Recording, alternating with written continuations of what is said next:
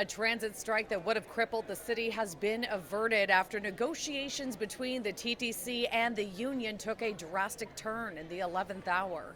Every single councillor has been getting a lot of emails, concerns from residents, businesses, organizations, making sure that the TTC was functioning. So we're all breathing a big sigh of relief. As the clock was ticking down, a framework proposal was accepted by the transit union just 30 minutes before the deadline, and by midnight the strike was called off so negotiations could continue.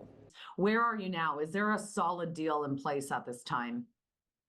We do have a deal. What we have is we went through all the details that we needed to do last night or in the early morning. And at about 3:30 in the morning, the full executive board endorsed the deal that we signed. A tentative agreement that staved off commuter chaos. I woke up in the middle of the night to check my phone and I was excited. And this was a drastic turn of events after the union came out on Thursday evening saying that workers would be walking off the job, a conclusion the TTC's CEO is applauding. I think what happens is you start seeing packages coming back and forth across the table.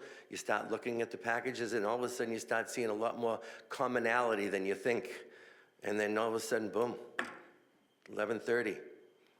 This worked out. I'm very happy. But during the early morning scrum, the leader of the transit union was less enthusiastic about the down-to-the-wire bargaining, saying he blames the TTC for holding the city hostage. They could have saved a number of customer and passenger frustration by bringing this to the table earlier. I don't want this circus to happen, to have people panicked and worried and concerned. The new contract will ensure that transit will be running for the next 3 years, but details being released are still vague. The TTC will not comment, and the union will only say that there's been movement and assurances on contracting out protections, as well as improvements to benefits and wages. And as the city continues to grapple with major financial woes, the mayor told reporters today a deal was necessary. If you consider the economic loss of people not being able to get to work, people not being able to get to their doctor's appointments, it would be a huge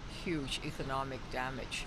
I'm told that information packages about this deal are being prepared for TTC workers to go over this weekend. The next step in all of this will be a ratification vote that could happen in the next week or so. The TTC board will also have to approve the 3-year agreement. So the process is still underway, but it looks like it will continue to be business as usual. At Union Station, Shauna Hunt, City News.